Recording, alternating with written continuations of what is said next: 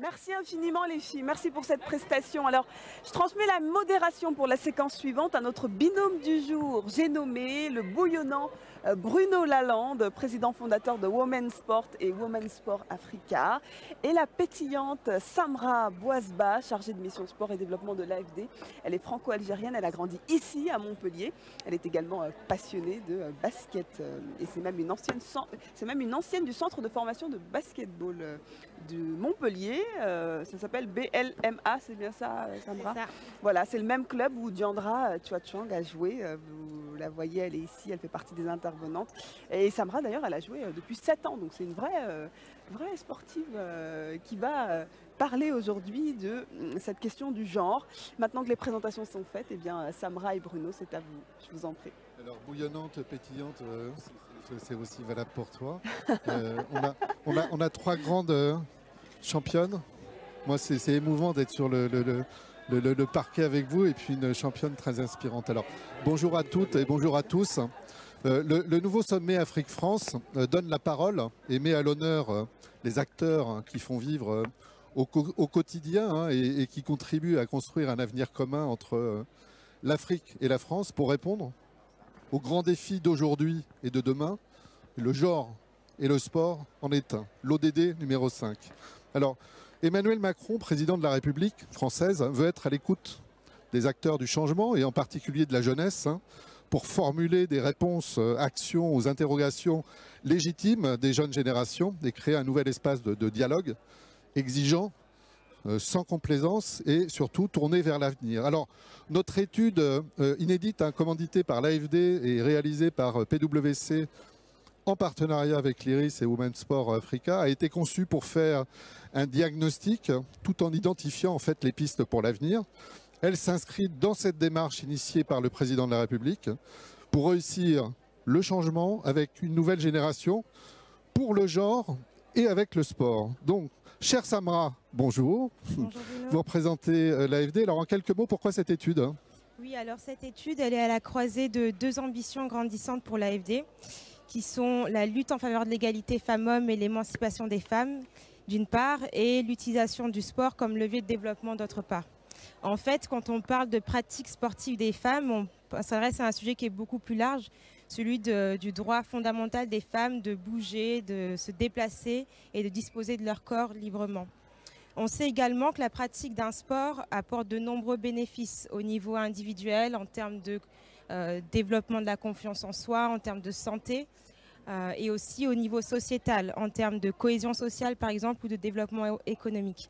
Et donc le fait qu'il y ait une partie les femmes qui aient moins facilement accès dans beaucoup de pays du monde à la pratique d'un sport, ça crée non seulement une injustice envers ce groupe, mais aussi un manque à gagner en termes de développement durable à l'échelle de villes, de pays, voire de continents tout entiers. C'est pour ça que l'un des axes forts de la stratégie sport et développement de l'AFD, c'est la promotion du sport pour toutes et pour tous, et donc l'inclusion des jeunes filles et des femmes. À travers cette étude, lancée dans 5 pays africains qui sont représentatifs de la diversité du continent, on a souhaité, loin des idées reçues, aller comprendre sur le terrain quels mécanismes sont à l'œuvre et quels mécanismes créent ces inégalités dans le secteur du sport. Dans l'objectif, in fine, de mettre en place des financements et des projets plus pertinents, innovants et aussi à fort impact. Alors Michaëlle, tu es coordinatrice de cette étude, experte sur la thématique du genre notamment. Tu as été au cœur de la réalisation. Peux-tu nous expliquer en quelques mots les grands enjeux et le mode opératoire? Merci Samra. En effet, nos travaux ont commencé fin 2020 en mobilisant une équipe pluridisciplinaire et des experts locaux. Sur le terrain, on a mené des dizaines d'entretiens et remonté de nombreuses données, en plus de travaux de recherche plus académiques. Au Sénégal, au Maroc, au Kenya, depuis le mois de juin, nous allons sur place pour rencontrer chez eux les parties prenantes du sport, approfondir les recommandations et maintenir la dynamique. Rapidement, on a constaté que les discriminations et les inégalités de sexe dans le secteur du sport sont une réalité générale. On rencontre les mêmes problématiques partout. Sur l'ensemble des pays, en Afrique, mais également chez nous, en Europe, en France. Restent des différences de gradation Où en est le curseur et surtout les jeux d'acteurs locaux et les réponses à apporter qui doivent correspondre à la réalité de chaque pays. La charge familiale par exemple. Très concrètement, le fait de s'occuper des enfants est une contrainte à la pratique sportive dans le monde entier. Elle est plus forte quand les enfants sont nombreux et qu'il n'existe pas de dispositif de prise en charge. Je vais laisser la parole à Jean-Roland Djedji, manager chez PwC avec déjà de nombreuses missions en Afrique à son actif. Merci Michael. Alors effectivement, comme on pouvait s'y attendre, l'un des principaux problèmes, difficultés dans ce secteur, c'est le manque de données quantitatives, pourtant nécessaires à la construction de politiques et programmes efficaces. Il faut dire que lorsque ces données existent, elles sont peu diffusées ou insuffisamment exploitées. Mais c'est une tendance qui commence à changer. On peut citer le cas du Maroc qui a initié un processus de collecte, de consolidation de données issues des différentes fédérations royales. Donc c'est une initiative qui a été fortement encouragée, notamment par le dispositif de budgétisation sensible aux genres. Outre la question des données, on peut également, on a pu identifier et valoriser de nombreuses initiatives portées par la société civile, donc des associations, des clubs sportifs, aussi des sportives de haut niveau. Et ces initiatives révèlent une prise de conscience de la part de la population, mais aussi des acteurs de la filière, de ces enjeux-là d'égalité de sexe dans le sport. Alors je pourrais citer rapidement un exemple au Sénégal avec l'association Lady Turns qui a été créée par l'ancienne capitaine de l'équipe nationale de football féminine du Sénégal, Madame Sénissek, qui utilise le football comme un moyen d'autonomisation des jeunes filles à travers des tournois organisés dans les quartiers. Alors merci à tous les deux pour cet éclairage méthodologique. Alors on va rentrer dans le vif des learnings de cette étude. Carole Gomez, tu es directrice de recherche à l'IRIS. Le sujet genre, il est bien ancré aussi chez toi. Tu as d'ailleurs coécrit avec Pascal Boniface « Quand le football s'accorde au féminin ». C'est parmi tes faits d'armes. Alors, qu'est-ce que tu peux nous dire sur les réalités culturelles et sociales en fait, de chaque pays au travers de cette étude? Merci beaucoup Bruno, bonjour à tous et à toutes, bonjour à l'ensemble des panélistes. Peut-être plusieurs éléments. Le premier élément qui me semble important de souligner, c'est qu'on parle souvent de femmes et de jeunes femmes de manière homogène, alors qu'en réalité ça ne l'est pas du tout, on ne doit pas raisonner comme une catégorie homogène, puisque les contextes culturels, les réalités sont différentes de pays à pays, et donc il est aussi important d'avoir cette nuance-là. D'autre part, d'autres critères vont aussi fortement influencer la pratique sportive de ces femmes et aussi les discriminations dont elles vont faire l'objet. Et ces différents critères peuvent être socio-économiques, religieux, ethniques, raciaux, liés à l'âge, liés à la situation familiale, liés à la situation aussi géographique au sein du pays, et vont au final dessiner une réalité qui va être beaucoup plus nuancée, beaucoup plus contrastée que ce que l'on aurait pu imaginer. Deux petits exemples peut-être à ce titre et dans ce qu'on a pu voir nous dans nos recherches. Si des recherches ont pu mettre en évidence, ont pu confirmer une moindre pratique des étudiantes de confession musulmane au Kenya, même s'il y a un certain nombre de dispositifs qui sont mis en œuvre pour venir atténuer ce manque de pratique. Au Maroc, ce sont au contraire des différences plus basées sur les questions socio-économiques qui vont fortement impacter. Alors merci Carole. Alors on a le plaisir d'accueillir Géraldine Robert. Géraldine, tu es une ancienne basketteuse professionnelle. Tu as évolué en Europe. Tu as joué à Montpellier aussi. On se connaît bien depuis longtemps, notamment sur toutes les initiatives très actives et vertueuses sur tes actions au Gabon depuis plus de 10 ans maintenant. Alors moi j'aimerais bien que tu nous parles un peu justement des différentes actions que tu mènes au Gabon, Géraldine. Bonjour à tous. Les actions que j'ai commencées en 2009, j'étais sportive de haut niveau, j'étais basketteuse professionnelle et je suis franco-gabonaise. J'ai grandi à Port-Gentil, petite ville du Gabon. Et pour moi, c'était vraiment un devoir de repartir au Gabon et vraiment de tendre l'ascenseur à cette jeunesse qui va être encadrée, cette jeunesse qui va être écoutée, cette jeunesse qui va être guidée. Et du coup, j'ai organisé des camps de basket gratuits. J'ai commencé dans ma ville et depuis 2009, on tourne le Gabon. On a 300, 400 jeunes à chaque camp de basket. Et voilà. Et au-delà de l'aspect sportif, c'est aussi un aspect de de partage de valeurs. J'inculque à ces jeunes des valeurs importantes, telles que des valeurs de partage, de confiance en soi. Et j'ai des petites séquences avec des jeunes filles pour vraiment les motiver à croire en elles, à avoir confiance en elles, parce que c'est important que moi, sportive de haut niveau, ayant réussi dans le milieu du sport, c'est important que je discute avec ces jeunes filles, que je leur dise que vous pouvez y arriver, croyez en vos rêves et surtout ne laissez personne vous empêcher de croire et d'atteindre vos objectifs. Donc voilà les quelques actions que j'ai au Gabon en ce moment à travers mon association Emali, organisation de camps de basket et des différentes rencontres avec les jeunes filles. Ouais, alors, tu es aujourd'hui coordinatrice nationale du championnat scolaire et universitaire au Gabon, Géraldine. Tu sais, tu connais les bienfaits du sport pour les femmes et les jeunes filles. Alors, la baguette magique, qu'est-ce qui, selon toi, permettrait de démocratiser, d'accélérer encore le sport pour les femmes et les jeunes avec des actions concrètes, en fait, puisqu'on est là pour être concret, hein.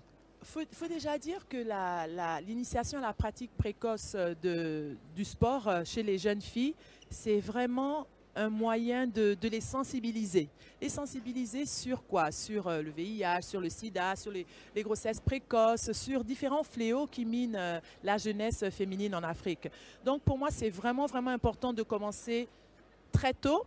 C'est important aussi de faire des campagnes de sensibilisation, inciter les parents à envoyer leurs jeunes filles pratiquer du sport. Après, je comprends les parents, ils ne sont pas informés.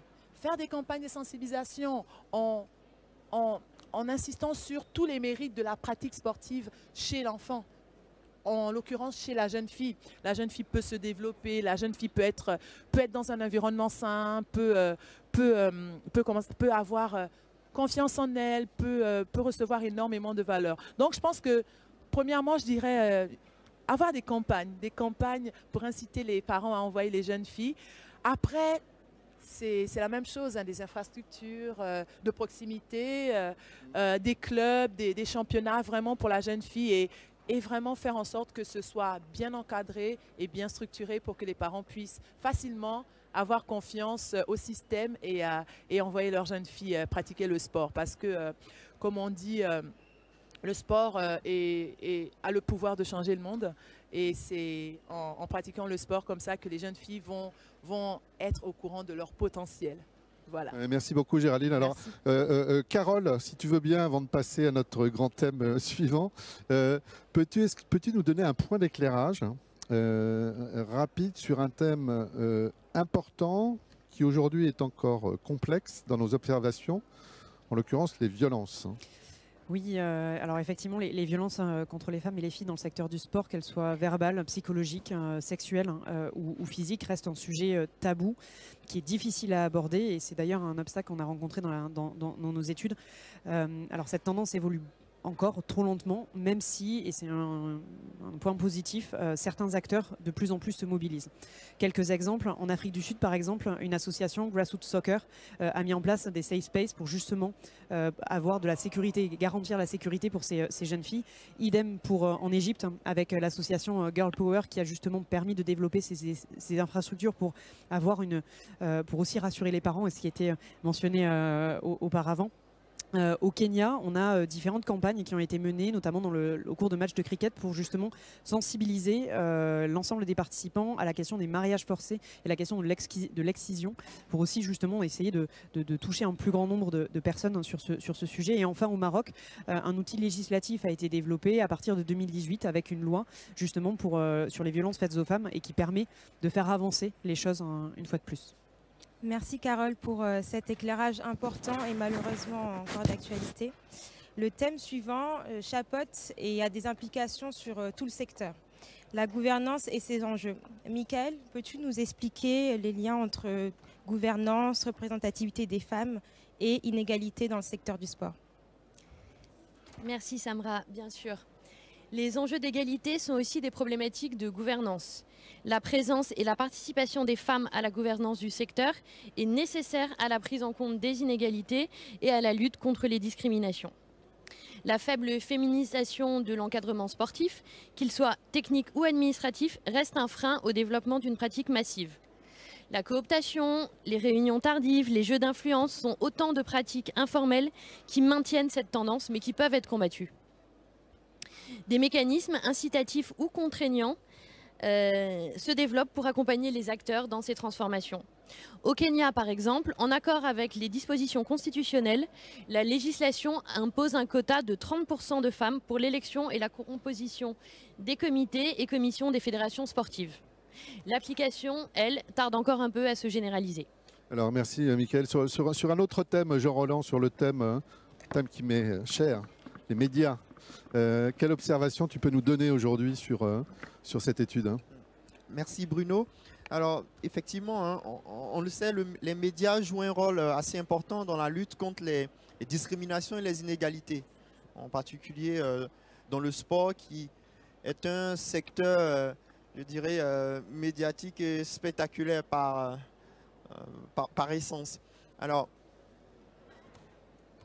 pourtant, bien souvent, le constat qui est réalisé, c'est qu'on a très peu de jeunes filles et de femmes sportives qui sont présentes sur les antennes des chaînes de sport journalistique. Alors, on peut citer l'exemple, un cas, je dirais, malheureux au Maroc, où une ancienne championne a été interpellée sur son vêtement lors d'une émission radio qui était jugée scandaleux. Bon, depuis, l'instance de régulation marocaine s'est saisie du sujet, en 2009 notamment, en annonçant une suspension d'antenne pour des émissions durant lesquelles des propos misogynes avaient été tenus. Donc on voit bien une prise de conscience à ce niveau qui est fortement encouragée. Autre point, celui des rôles modèles, et on en a aujourd'hui parmi nous. Alors il est vrai que leur visibilité grandissante et leur diversité participent d'une vision inclusive du sport à laquelle nous pensons que plusieurs jeunes filles et des femmes peuvent s'y projeter. Voilà. Et pour terminer, je dirais Women Sport Africa, notre partenaire dans le cadre de cette étude, est l'incarnation concrète et vertueuse de ce que peuvent faire ces rôles modèles, parce que Women Sport scénarise au quotidien les rôles modèles, les initiatives qu'elle porte, afin de pouvoir marquer les consciences et faire bouger les lignes. Voilà en quelques mots ce qu'on peut dire. Merci beaucoup Jean-Roland. En effet, les médias façonnent notre imaginaire. C'est donc un sujet très important. Un autre sujet fondamental, Géraldine, tu en parlais tout à l'heure, l'accès et la gestion des infrastructures, qui constituent un frein, on l'a vu dans pratiquement tous les pays où on a lancé l'étude. Mickaël, peux-tu nous expliquer un peu les liens entre gestion des infrastructures et accès à la pratique sportive pour les filles? Merci Samra. Insuffisantes en nombre et mal réparties sur les territoires, les infrastructures sportives sont rarement adaptées aux besoins des femmes qui sont perçues comme un public non prioritaire. On le voit aussi bien dans leur conception, les vestiaires, les sanitaires, que dans leur gestion, les équipements dédiés, les horaires adaptés. Mais encore une fois, tout cela peut changer et des dynamiques s'engagent. Au Maroc, par exemple, au-delà des innovations du secteur privé, dans les grandes villes comme les salles de sport réservées aux femmes avec des systèmes de garde d'enfants, c'est la mise en conformité des grandes infrastructures aux normes internationales en parallèle au développement des infrastructures de proximité par les collectivités locales qui pourrait avoir un effet d'entraînement. Merci Mickaël. Jean-Roland, nous avons également vu que le sport scolaire était l'une des clés fondamentales pour le changement. Tu peux nous expliquer pourquoi? Tout à fait, merci. Alors, il est vrai, je pense qu'on peut le constater, l'école, du primaire jusqu'à l'université, constitue en soi un puissant vecteur de développement, de promotion de la pratique sportive auprès des jeunes filles, car ne l'oublions pas, c'est à l'école que la majorité des jeunes filles, jeunes garçons également, découvrent le sport. Donc le sport scolaire est donc un élément important à travers les cours d'EPS, épreuves physiques et sportives, qu'il faut encourager. Et là, on a pu le voir dans le cadre de l'étude que plusieurs pays se sont investis dans le domaine pour permettre, dès le bas âge, de donner le goût de la pratique sportive à ces jeunes filles. Toutefois, il faut se poser la question du maintien, de la continuité de cette pratique scolaire. Parce que dans le cursus scolaire, en fin de cursus scolaire, il peut la fin de cursus scolaire correspond souvent à la fin de la pratique sportive. Et dans certains pays comme le Kenya, le document stratégique pour l'éducation prévoit la construction d'établissements scolaires spécifiques pour accompagner des talents sportifs dans leur parcours sport-études et leur permettre d'amorcer une carrière. Donc voici ce qu'on peut dire aujourd'hui sur le sport scolaire, qui est un élément effectivement clé. Ouais, merci Jean-Laurent. Alors qui de mieux qu'une jeune leader déjà très inspirante, oui, je confirme, Maureen Rosita Ojong, pour nous parler de ce sujet capital de l'éducation. Hein. Tu es une professionnelle du sport et du développement, Young Leader 2021 de la French African Foundation, une entrepreneuse sociale aussi, et puis actuellement directrice du programme SEED. Bonjour Maureen. Bonjour. Comment résonnent en fait pour toi toutes ces observations avec tes multiples expériences? Alors merci, je rejoins ce que Jean-Roland a dit. Déjà au niveau scolaire, le sport contribue beaucoup à la rétention des jeunes, surtout les jeunes filles, le développement cognitif des jeunes filles et le développement des soft skills, des compétences de vie chez les jeunes. Et aujourd'hui, on voit que ça soit à travers des programmes grassroots. Il a parlé du Kenya, notamment au Sénégal, surtout avec l'organisation que je représente. On voit que chaque année, on a un minimum de 1000 jeunes qui, à travers les programmes éducatifs et sportifs mis en place, sont scolarisés, ont l'opportunité de développer des soft skills et compétences de vie qu'ils peuvent ensuite appliquer dans leur vie quotidienne. Donc c'est extrêmement important. Alors, tu étais aujourd'hui impliqué dans certains programmes sur le terrain, tu viens de le dire, hein, dont la SEED Project. Comment ce programme, en fait, il adresse l'accélération, parce qu'il faut aller vite, de l'accès en fait aux opportunités finalement d'éducation et de leadership pour les jeunes et en particulier pour les jeunes filles en Afrique? Alors déjà, SEED, qui veut dire Sports for Education and Economic Development, est une organisation qui existe depuis 1998 et le cœur de ce que SEED fait, c'est vraiment l'éducation et la transformation des jeunes à travers la plateforme du sport. Et donc, SEED a implémenté 3 différents programmes qui visent essentiellement à donner l'accès à l'éducation, aux compétences de vie, au mentorat, aux jeunes Africains sur le continent. Alors ce que SEED fait en particulier, c'est qu'on développe des programmes, on conçoit des programmes qu'on implémente au niveau communautaire destinés à ces jeunes.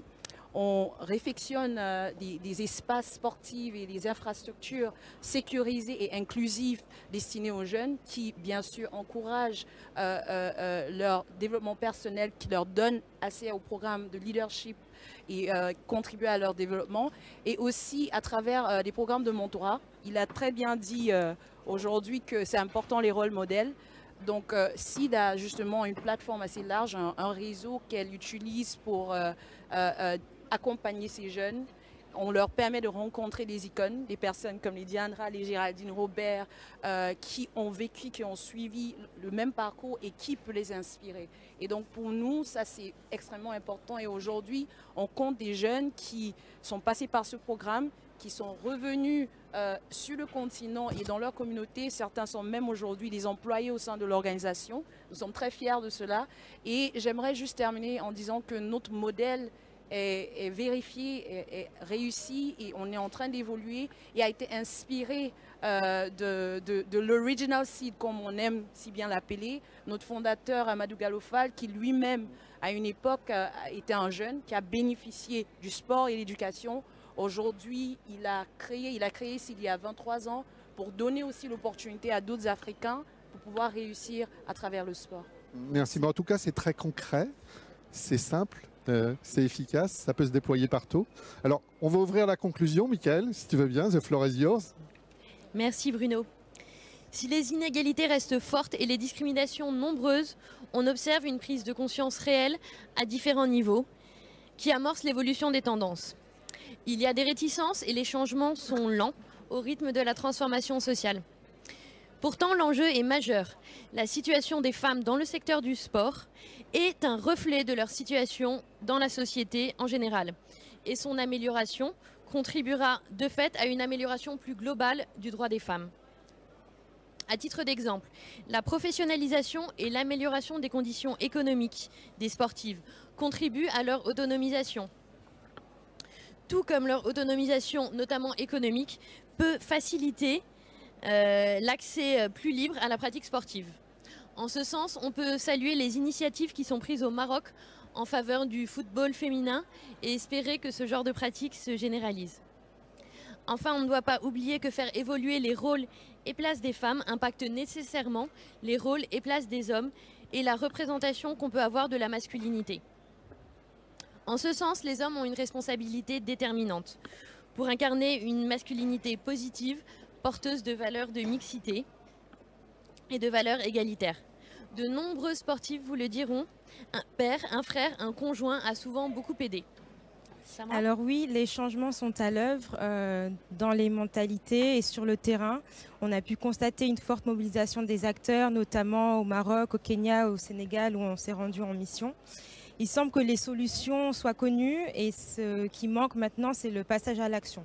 Donc pour aller plus loin, il faudra des actions fortes, portées par une vision partagée, celle d'investir dans le sport et de manière équitable entre les femmes et les hommes.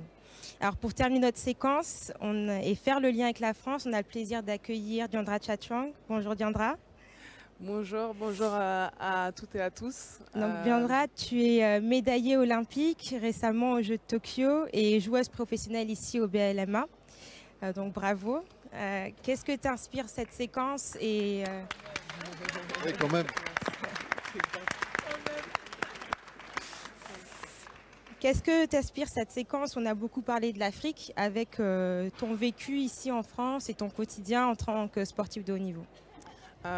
C'est très inspirant, très inspirant. C'est vrai que pour moi, la France et l'Afrique représentent énormément. J'ai grandi ici et très rapidement, j'ai un attachement fort pour l'Afrique et le pays de mes parents, qui est donc mon pays naturellement, le Cameroun. Donc je dis pas assez souvent, je pense, mais c'est vraiment une richesse pour moi d'avoir été imprégné de cette double culture. Et c'est avec plaisir que je rebondis sur tous ces discours et ceux de Géraldine et Maureen, parce que je pense que c'est réellement des actrices du développement et du rayonnement du sport féminin sur le continent africain. C'est vrai que pour moi c'est très inspirant parce que je porte aussi des projets dans ce sens en France, dans les quartiers populaires du côté de Paris du coup. Et c'est vrai que aujourd'hui en 2021, pardon, je pense que ce qui pose encore problème, c'est la déconstruction des préjugés. C'est vraiment, je pense, un défi qui est primordial et ça partout, que ce soit en Afrique ou en France. Et malheureusement, on lutte encore avec ça en 2021.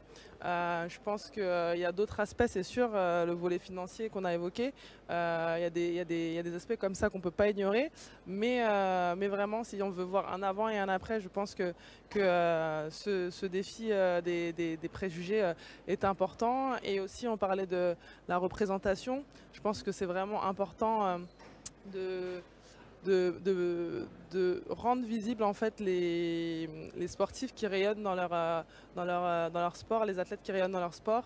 Women's Sport Africa en est un bel exemple. C'est important parce qu'on est dans une ère où vraiment les réseaux sociaux, le digital ont une grosse influence. Ils ont une grosse influence sur nous tous, mais également sur la jeune génération. Et c'est important que ces jeunes puissent s'identifier et avoir des rôles modèles effectivement, parce que souvent quand on ne voit pas des gens qui nous ressemblent, on se dit c'est pas possible, c'est pas accessible. Et c'est très important, je pense, qu'on puisse se dire, voilà, en regardant Géraldine, en regardant des personnes comme, je sais pas, Marie-Josée Talou, Muriel Aoré, de se dire, de faire rêver ces jeunes, et qu'elles aient des étoiles plein les yeux et qu'elles se disent, nous aussi on peut le faire. Donc voilà, je pense que c'est... Il y a encore du boulot, mais on est sur la bonne voie. Alors Diandra, sur le parquet, Diandra, dans les quartiers, Diandra, dans tes pensées, comme dans toutes les actions, tu interpelles le système en place pour faire bouger les lignes et les consciences. Bravo. Tu as comme idole, je crois, Mohamed Ali. Et tu as créé l'opération Take Your Shot, une expression qu'on pourrait traduire par tente ta chance. De quoi s'agit-il? Tu peux nous en dire 2 mots? Oui, Mohamed Ali, parce que c'est un des pionniers, je pense, de tout ce qui se passe aujourd'hui. Et Take Your Shot, en fait, c'est un événement que j'ai créé il y a 5 ans avec une équipe sur place à La Courneuve, là où j'ai grandi. C'est un événement 100% féminin. Il y a Laura Georges qui est là parmi nous, qui a participé l'année dernière, la dernière édition. Il revient dans un mois.